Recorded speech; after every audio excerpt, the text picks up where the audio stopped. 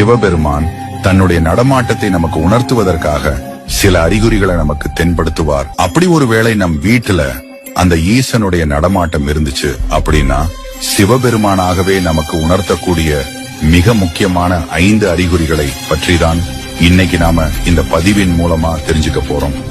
அதனாலேயே இந்த பதிவு ரொம்ப ரொம்ப பயனுள்ளதாகவும் மிகவுமே சுவாரஸ்யமானதாகவும் இருக்கும்.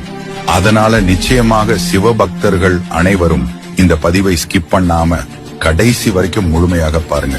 அது கூடவே இந்த வீடியோவை பார்த்துட்டு இருக்கக்கூடிய நீங்க ஒரு சிவபக்தராக இருந்தீங்க அப்படின்னா இந்த வீடியோவோட கமெண்ட் பாக்ஸ்ல சிவன் அப்படின்னு சொல்லி டைப் பண்ணி ரெட் கார்ட்ல கமெண்ட் பண்ணுங்க. பார்க்கலாம் எத்தனை சிவபக்தர்கள் நம்மளோட சேனலை பாக்குறீங்க அப்படின்னு சொல்லி. அதே சமயத்தில் சிவபெருமான உங்களுக்கு ரொம்பவுமே பிடிக்கும் அப்படின்னு சொன்னா ஓம் நம சிவாய அப்படின்னு சொல்லியும் கமெண்ட் பண்ணுங்க.